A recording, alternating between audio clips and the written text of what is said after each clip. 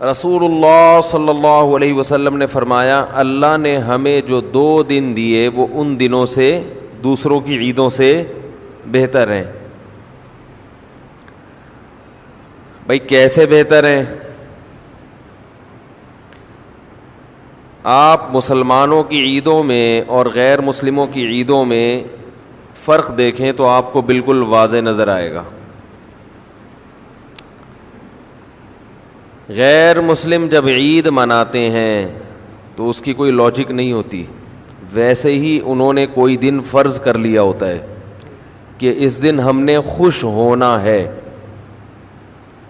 سمجھ میں آ رہی ہے بات؟ بھائی اس دن ہم نے کیا ہونا ہے؟ خوش ہونا.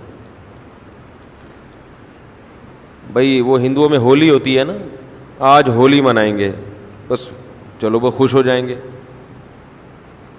جب ہم خوش ہوتے ہیں نا تو اس کے دو وجہ ہوتے ہیں، یعنی 2 طریقوں سے انسان خوش ہوتا ہے. ایک تو یہ کہ خوشی کی کوئی وجہ ہو. اگر کوئی وجہ ہوتی ہے تو خوشی منائے بغیر بھی انسان خوش ہوتا ہے اگر کوئی وجہ ہو. وجہ نہ ہو تو پھر کسی کے مشورے پہ خوش ہونا تھوڑا مشکل کام ہے. بھائی پھر لوگ آپ سے کہتے ہیں نا خوش ہو جاؤ، تو آپ کہیں کیوں خوش ہوں؟ ویسے ہی خوش ہو جاؤ.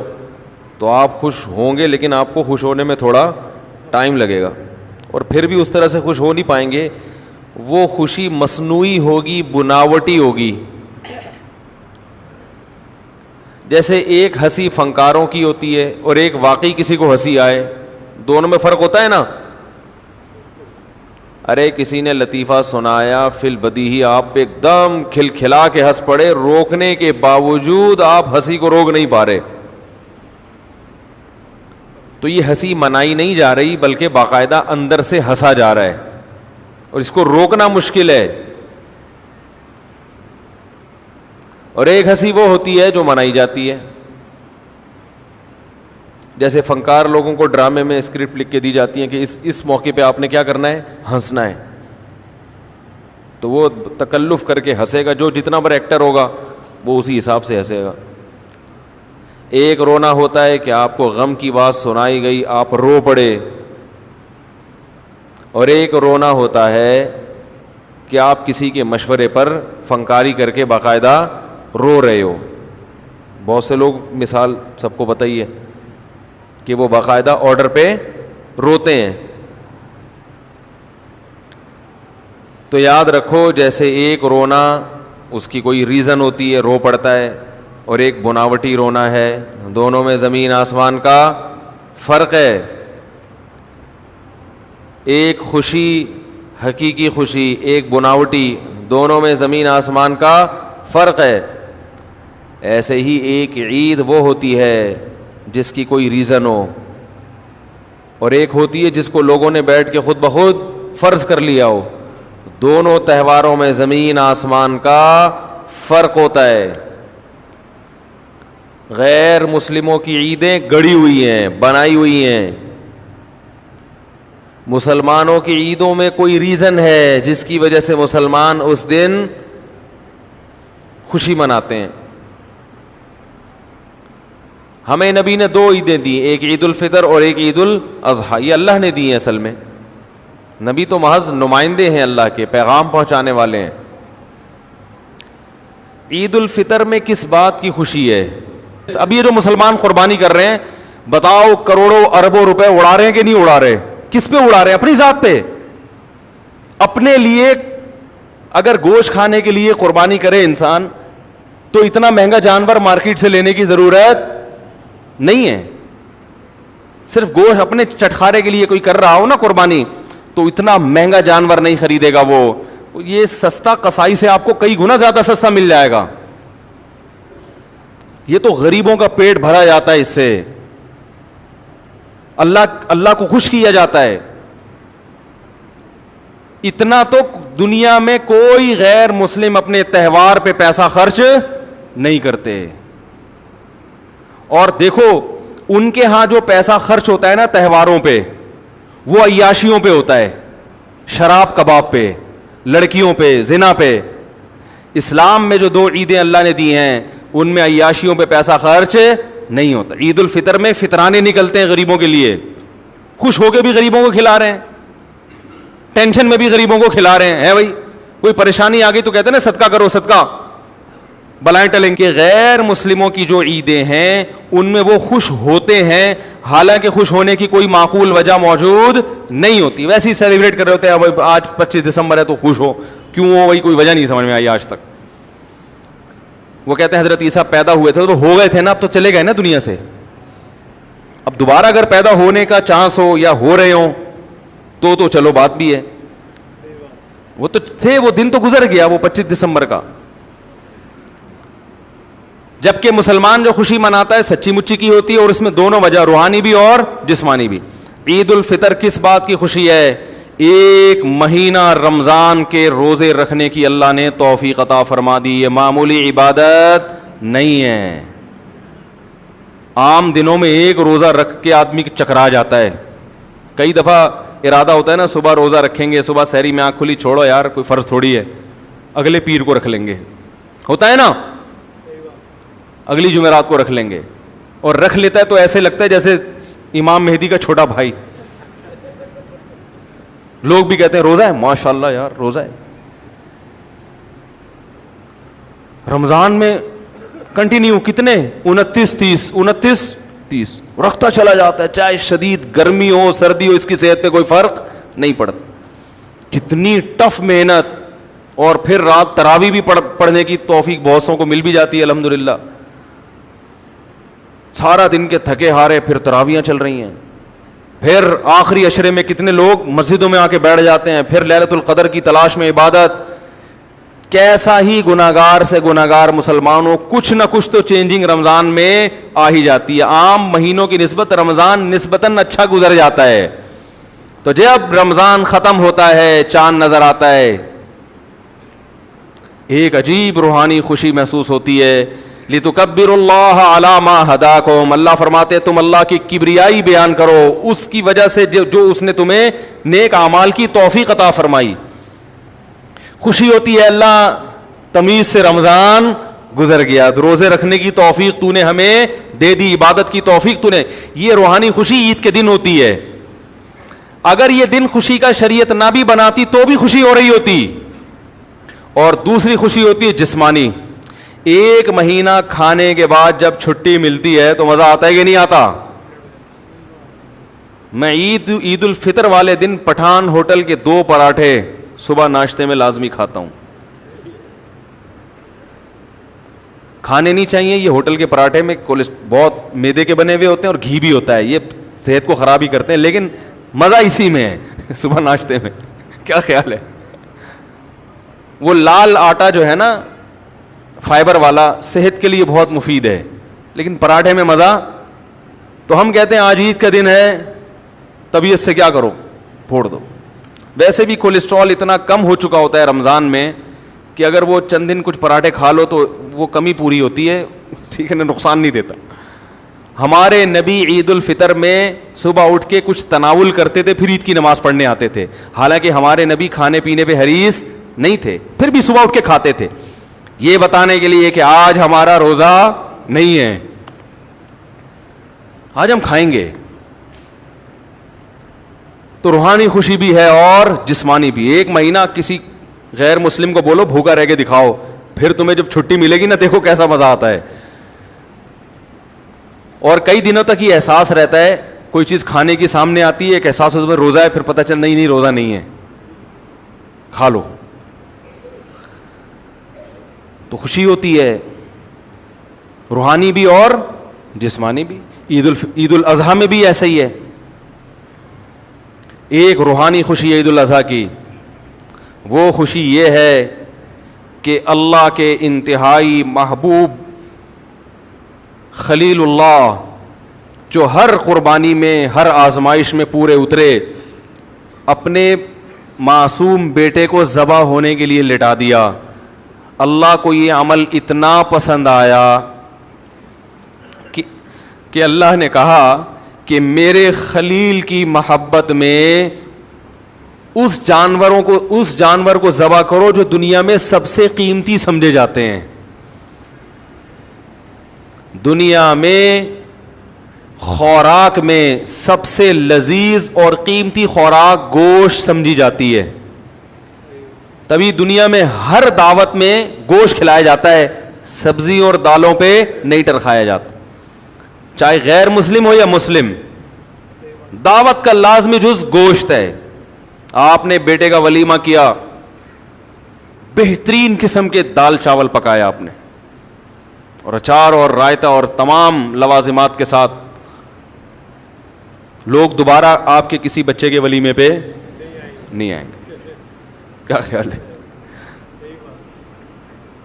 ہر لذیذ کھانے کا بنیادی عنصر کیا ہے؟ گوشت. پہلی بات تو یہ کہ انسان کی بنیادی ضرورت ہے کھانا پینا. اللہ نے کھانے پینے کی چیز کو ہلاک کرنے کا حکم دیا, جو سب سے بنیادی ضرورت کی چیز ہے.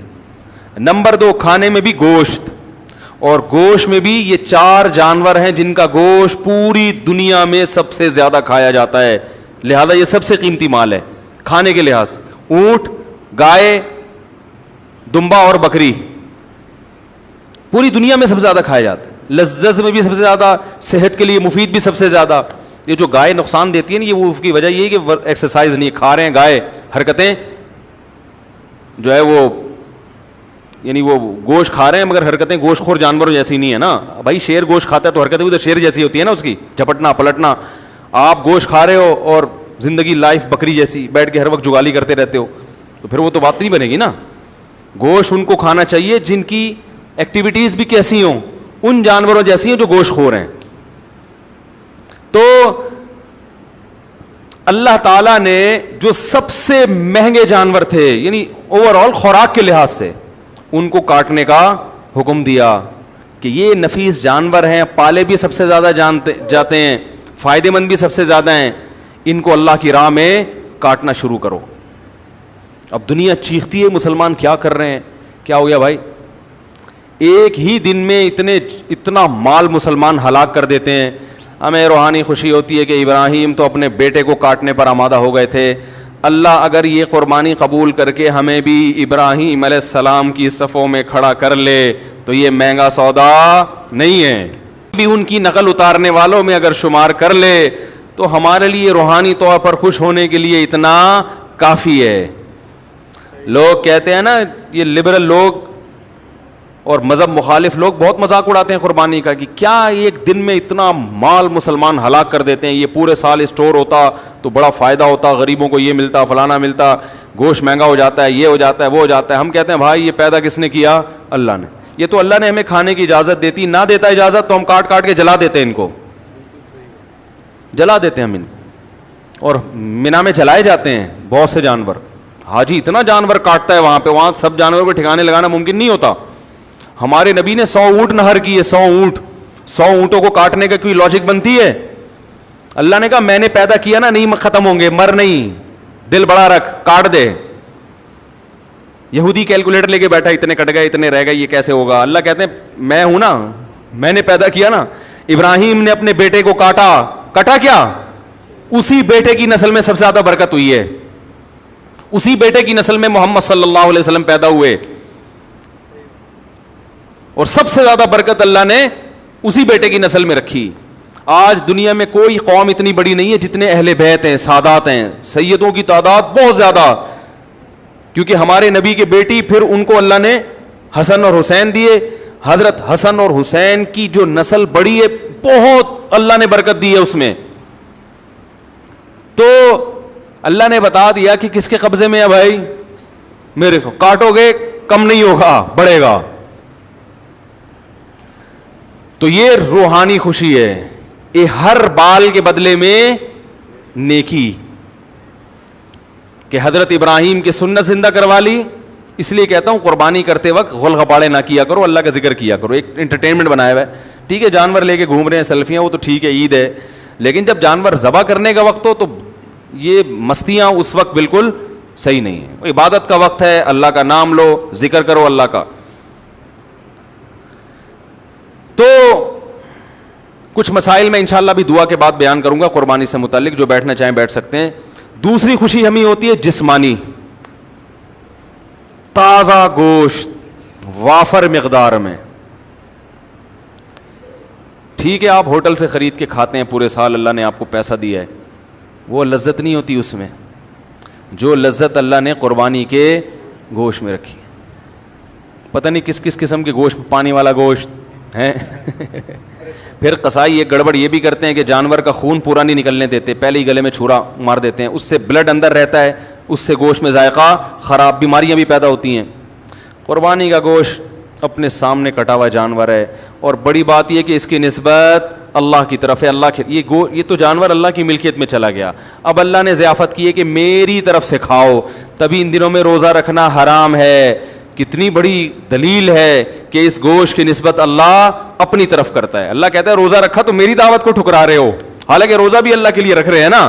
اللہ کہتے ہیں میرے لیے بھی روزہ رکھنے کی اجازت نہیں ہے. یہ تو بڑا جرم ہے کہ جو تمہاری دعوت کر رہا ہے اسی کے لیے تم نے روزہ رکھ لیا. یہ ایسے ہی جیسے آپ کے ابا نے آپ کو دعوت پہ بلایا, آپ گئے روزہ رکھ کے, ابا نے کہا بیٹا کیوں روزہ رکھا, آج تجھے پتہ نہیں تھا میں نے دعوت کی ہے, تو ابا میں نے آپ کو خوش کرنے کے لیے روزہ رکھا ہے. ابا کہے گا واہ بھائی واہ, ہمیں یہ تو منہ چھڑانے والی بات ہو گئی. تو روزہ رکھنا حرام, اور قربانی کے 3 دن ہیں, 10, 11, 12.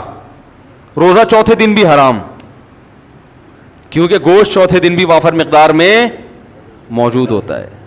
5ویں دن سے رکھو, تمہاری مرضی, کھاؤ نہیں کھاؤ.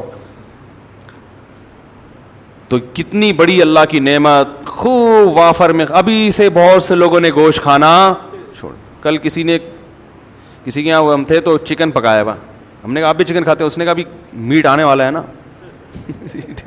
آنے والا ہے. اور بدبخت ہیں وہ لوگ جو قربانی کا گوشت نہیں کھاتے, تکبر کرتے ہیں کہ ہم تو پورا سال گوشت کھاتے ہیں, ہمیں کیا کھانا ہے. آپ کھاتے ہوگے اپنے خرچے پہ, یہ کس کے خرچے پہ ہے, یہ اللہ کے خرچے پہ کھا رہے ہو, ٹھیک ہے نا, تو کھا لیا کرو. بڑا گوشت نقصان دیتا ہے تو بکرے کی قربانی کر لو, دمبا کر لو, دمبے کی چربی کھاؤ. اور پھر بھی نقصان دے رہی ہے تو اگلے دن جاگنگ کرو. ایسا نہ ہو کہ مجھے کوئی جاگنگ کرتے ہوئے دیکھے تو سمجھے کہ مفتی صاحب نے آج بہت کھایا ہے. میں ویسے بھی جاگنگ کر لیا کرتا ہوں جب موڈ ہوتا ہے, حالانکہ کم کھایا ہوا ہوتا ہے پھر بھی کر لیتا ہوں. یہ میں پہلے بتا رہا ہوں کہ یہ لوگ میرے اتنا کلپ بنا کے جاگنگ کا لگا دیں گے, اور ایک میں نے اس دن نہاری بہت کھائی تھی تو جاگنگ کی تھی, تو اس کا مطلب آج بھی انہوں نے بہت کھایا ہوا ہے. ایسا نہیں ہے, وہ اتفاق سے ایک واقعہ ہو گیا تھا, کم کھا کے بھی الحمدللہ. جاگنگ تو ویسے بھی بہت ضروری ہے اس زمانے میں بھائی. تو کم کھائیں, جاگنگ کریں, پھر فٹ رہیں گے. زیادہ کھانے سے جاگنگ بھی کرو گے نا کبھی کبھار ہی فائدہ ہوگا, ورنہ پھر وہ مستقل اگر اسی کو عادت بنا لی کہ یہاں تک کھانا ہے, صبح جاگنگ کرنا ہے, یہاں تک کھانا ہے, تو وہ ایک دن میدا پڑ جائے گا, بولے گا یار بیوقوف بنا کسی اور کو بھائی, تو میدا بولے گا ہاتھ جوڑ کے یہ بس بہت ہو گئی. تو ہر چیز وہ وقتی طور پر ایک چیز ہوتی ہے. اس کی مثال ایسے جیسے آپ ہاضمے کا چورن رکھو, کبھی زیادہ کھا لیا تو ہاضمے کا چورن کھا لو. اب آپ ہمیشہ زیادہ کھا رہے ہو کہ چورن کھا لوں گا, یہ تو فائدہ, یہ تو نقصان کی چیز ہے نا. وہ تو کبھی زیادہ کھا لیا تو چورن کھا لو, پہلے سے چورن رکھا ہوا ہے کہ آج میں نے زیادہ کھانا ہے پھر چورن بھی کھانا ہے. یہ صحیح نہیں ہے, کبھی کبھار ہوتا ہے, ہمیشہ نہیں ایسا ہوتا. تو جسمانی خوشی بھی ہے, گوشت وافر مقدار میں کھانے کو ملے گا, تازہ اور وہ گوشت جس کی نسبت اللہ کی طرف ہے. ہندو نہیں کھاتے گوشت, نہ کھاؤ, ہمیں خوشی ہے آپ کے نہ کھانے سے, ہمیں خوشی ہے.